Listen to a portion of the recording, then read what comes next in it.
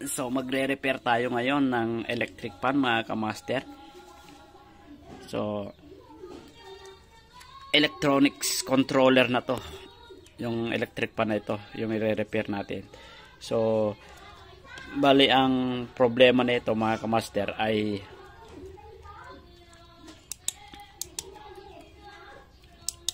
ayaw mag-power on.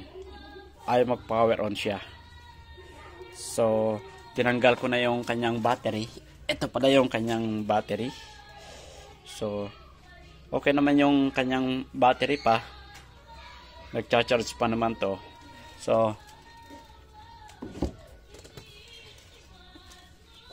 subukan nating palitan ang ating switch. Kasi ito dito nang gagaling yung hindi na mag-contact itong switch na to. So subukan nating palitan o i-repair muna natin yung kanyang switch. So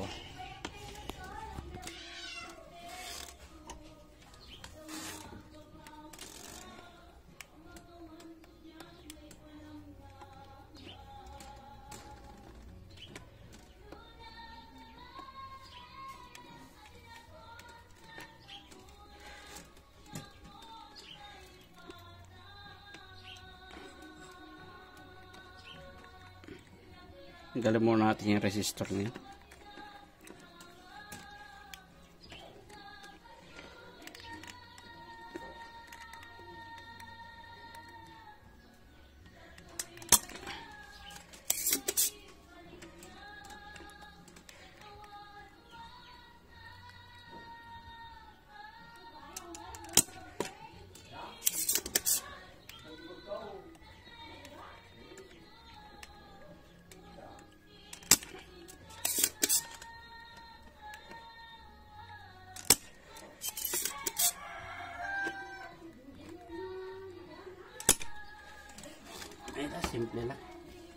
Simple lang mag-repair yung mga ganitong mga basic mga kamaster.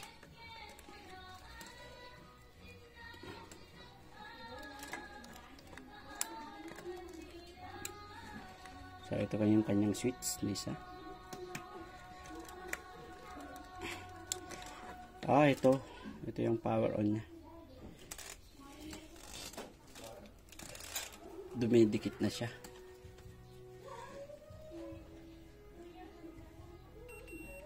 Okay naman siya.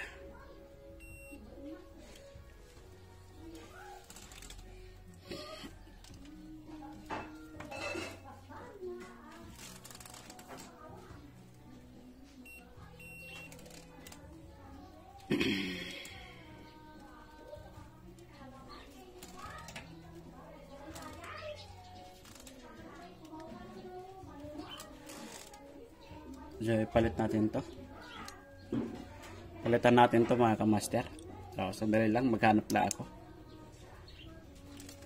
Itong switch na to, dalawa. Palitan natin mga kamaster. So, pause ko lang mga kamaster, palitan muna natin to. So, eto mga kamaster, kinabit ko na yung switch. Dalawang switch lang yung naging sira mga kamaster. So, ayan. Final check tayo. Eto.